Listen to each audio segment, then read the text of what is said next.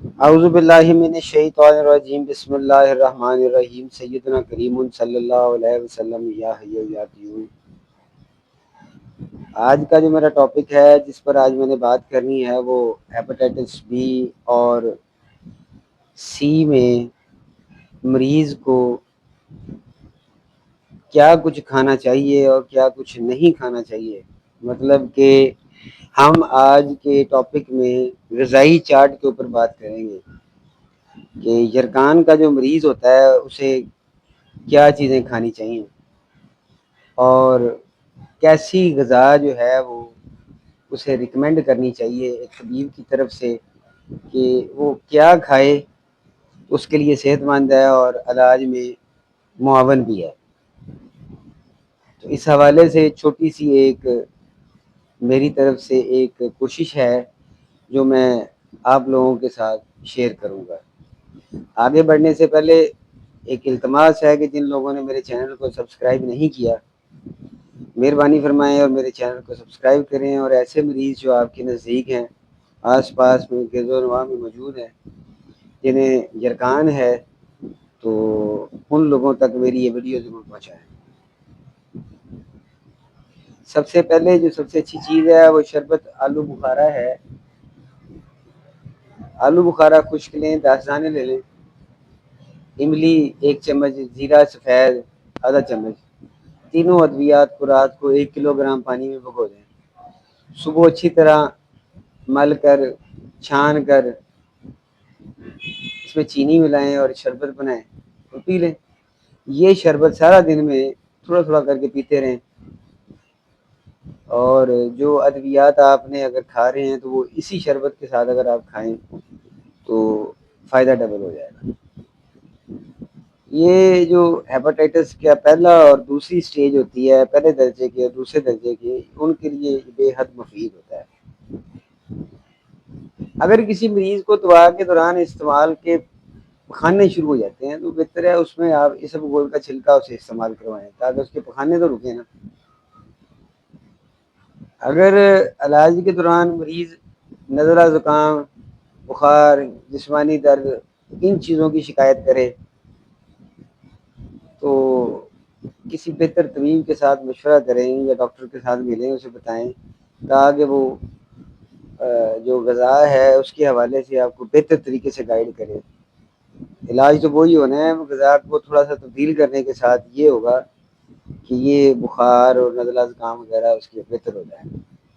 اگر پھر زیادہ ہوا تو پھر وہ کچھ میڈیسن جو ہے وہ اس کے ساتھ، طبیب ہے تو دیسی دوائی، جو ڈاکٹر ہے تو وہ انگریزی دوائی اس کے ساتھ لگا دے گا۔ مناسب ہوگا کہ اگر وہ جو کا دلیا جو ہے وہ رات تھوڑے سے پانی میں بھگو دے، صبح اسی پانی میں پکائے جس میں اسے بھگویا ہوا تھا۔ یہ اچھے طریقے سے اس میں تھوڑا سا دودھ ملائے نا تو پکا کے تو اسے کھا لے۔ اسے میٹھا کرنے کے لیے اس میں شہد یا چینی وغیرہ کا استعمال کرے تو یہ ایک اچھی غذا ہے۔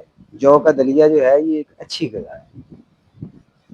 اگر ہم بات کریں سبزیوں کے حوالے سے بھی، سبزیاں کون سی استعمال کرے، تو اس میں سبزیاں اور خوراک جو ہیں جیسے سبز ہیں سبزیاں، ٹینڈے، کدو، بھنڈی، توری، یہ بہت زیادہ اثر کرتی ہے۔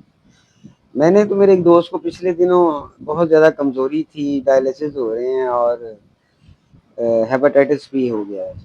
میں نے ان کی گھر والی کو ریکمینڈ کیا تھا کہ بھائی جی آپ ایسا کریں، ایک ٹینڈا اور تھوڑا سا کدو، جتنا ٹینڈا ہے اتنا ہی کدو لے لیں، اس کی جو ہے آپ یخنی بنا کر دیں تو انشاءاللہ جسم میں ان کے طاقت بحال ہو جائے گی۔ سستی ہے اور جہاں پہ ایسے بیٹھا تو بیٹھے بیٹھے سے نیند آ گئی، اسے کو پتہ ہی نہیں۔ اتنی زیادہ سستی کمزوری کی وجہ سے ہوتی ہے، تو یہ کمزوری فوری طور پہ یہ جو سبزیاں کمزوری کو ختم کرتی ہیں۔ اس کے علاوہ مونگرے ہیں، گاجریں ہیں، پیٹھا ہے، مولی کے پتے وغیرہ ہیں، شلجم ہے، اروی ہے، دال ماش ہے، دال مونگ ہے، چنے ہیں، ابلے ہوئے چاول ہیں، گجریلا ہے، کھیر، کسٹرڈ، دودھ جلیبی۔ اچھا دودھ جو ہے اس میں ملائی کے بغیر، ملائی اتار دیں اوپر سے، اس پہ ڈبل روٹی وغیرہ ڈال کر بھی کھائی جا سکتی ہے، نرم غذا ہوتی ہے۔ اور آئل کا جو استعمال ہے وہ گھی کا کم سے کم اگر اس میں رکھا جائے تو یہ غذا جو ہے بہترین ہے. اگر آپ ہیپاٹائٹس کے مریض کے لیے جو ہے مناسب غذا ہے. یہ پھلوں میں اگر آئیں تو میٹھا انار ہو، کھٹا نہ ہو، میٹھا انار ہو، امرود، گرما، سردا، فروٹ، موسمی، مالٹا، اناناس، پپیتا، تربوز، پٹ جو ہوتی ہے، خربوزہ، سیب، کیلا، میٹھا آڑو، ناشپتی وغیرہ، یہ بڑے آئیڈیل فروٹس ہیں جو ہیپاٹائٹس کے مریض کے لیے غذا میں اگر استعمال کروائے جائیں تو وہ علاج کو بھرپور طریقے سے سپورٹ بھی کرتے ہیں.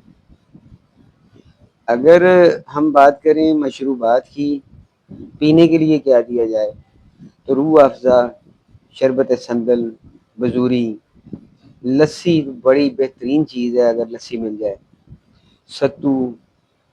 دودھ سوڈے کو میں اتنا زیادہ ریکمینڈ نہیں کرتا، پھر بھی اگر کسی کا دل کرے کچی لسی یا دودھ سوڈا پی لے تو وہ اتنا زیادہ حرج نہیں ہے. گنے کا رس جو ہے اگر مشین صاف ستھری ہے یا اگر آپ کے پاس اس طرح کی سہولت موجود ہے کہ آپ مشین کو دلوا کے اس میں سے گنے کا رس لے کے پی سکتے ہیں تو وہ بڑا بہترین ہے. ادروائز جو ہیپاٹائٹس اسی سے ہو جائے گا.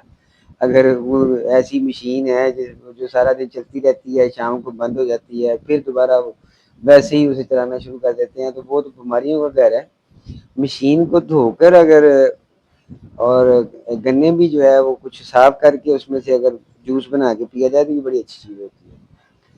آج کل تو 150-200 روپے کلو سیب آئے ہیں. طوفان کی وجہ سے جتنے سیب تھے پودوں سے گر گئے ہیں تو وہ گاچا سیب اویلیبل ہیں. تو اگر سیب کا جوس پی لیا جائے تو وہ بھی کافی بہتر ہوتا ہے. گائے کا دودھ اگر اس کی اتار دی جائے بلائی تو بہترین ہے. ادروائز سنت جو ہے میرے نبی کریم صلی اللہ علیہ وآلہ وسلم کا پسندیدہ دودھ بکری کا دودھ ہے. بکری کا دودھ پیا جائے تو وہ بھی بہت بہترین چیز ہے. اگر میں بات کروں کہ جو سالن ہم بناتے ہیں اس سالن میں ہیپاٹائٹس کے مریض کے لیے مسالے جات کون سے ڈالنے ہیں تو کوئی مسالہ نہیں ڈالنا. میں یہ بتا رہا ہوں بس یہی مسالہ آپ اس میں ڈالیں تو یہ اس کے لیے صحت ہی بن جائے گی، یہ بھی علاج بن جائے گا. اس میں آپ بڑی الائچی، کالی مرچ، زیرہ سفید اور خشک دھنیا برابر وزن میں لے لیں. اسے دلیا سا کر لیں، اسے پاؤڈر سا کر لیں. جو بھی سالن آپ نے ہیپاٹائٹس کے مریض کے لیے بنانا ہے اس میں بس یہ تھوڑا سا ڈال دیں. یہ بھی معاون ہے علاج میں. اگر میں بات کروں کہ علاج کے معاون میں ارکیات کون کون سے کام آتے ہیں تو اس میں ہے ارک مکوم، ارک سونف، ارک کاسنی. انہیں برابر کر کے نا ایک بوتل لے لیں بڑی 2.25 لیٹر کی، یہ برابر اس میں ڈال لیں. آدھا کپ صبح، آدھا دوپہر، آدھا شام یہ استعمال کریں تو یہ بذات خود ایک بہت بڑا علاج ہے. کوئی بھی دوائی کسی بھی حکیم صاحب نے اگر آپ کو بتائی ہے ہیپاٹائٹس کے لیے تو وہ اگر آپ اس کے ساتھ کھانا شروع کر دیں گے تو جہاں آپ کو 15 دن میں آرام آنا ہے تو 7 دن میں آرام آ جائے گا. یہ ایک چھوٹا سا غذائی چارٹ تھا کہ ہیپاٹائٹس کے مریض کو چاہے وہ ہیپاٹائٹس بی ہو چاہے وہ سی ہو، کالا یرکان ہوتا ہے، یہ یرکان ہے. طب میں یہ اسے یرکان ہی کہتے ہیں. ایلوپیتھی میں آپ اسے مزید ایکسپلور کر سکتے ہیں. ہیپاٹائٹس اے ہے، بی ہے، سی ہے، فلاں ہے. طب میں یرکان ہوتا ہے، یرکان کا علاج کرنا ہوتا ہے. یرکان کے مریض کے لیے یہ ساری چیزیں میں نے آپ کو بتا دی ہیں. اگر آپ کے آس پاس، آپ کی فیملی میں، آپ کے دوستوں میں، جاننے والوں میں کوئی ہیپاٹائٹس کا مریض ہے اور وہ پریشان ہے یار میں کھاؤں کیا اور کیا نہ کھاؤں، یہ ویڈیو ان کے لیے ہے. تو ویسے صحت مند بندہ بھی اگر ان چیزوں کو زیادہ استعمال کرے تو اس کے لیے بہت فائدہ ہے. میری یہ چھوٹی سی کاوش ہے. میرا نام حکیم احسن علی موسیٰ، ابراہیم دعا خانہ بہاڑی. میں نے اپنا رابطہ نمبر چھوڑا ہوا ہے. اس کے علاوہ اگر کسی قسم کی رہنمائی کی ضرورت ہو تو جو کچھ میرے علم میں ہے انشاءاللہ میں آپ لوگوں کے تک ایمانداری کے ساتھ پہنچانے کی کوشش کروں گا. اور اگر علاج کی غرض سے کسی کو میڈیسن کی ضرورت ہے تو وہ بھی اویلیبل ہے. کسی کو نسخہ چاہیے ہو تو ہم نسخہ بھی عنایت کر دیتے ہیں، کوئی بات نہیں ہے. تو مقصد کاروبار نہیں ہے، مقصد فلاح انسانی کی خدمت ہے، خدمت فی سبیل اللہ ہمارا منشور ہے۔ اللہ تعالیٰ آپ سب کا حامی ناصر ہو۔ میرے حق میں دعا کرتے رہیے، اللہ تعالیٰ آپ سب کو صحت کاملہ عطا فرمائے۔ جزاک اللہ۔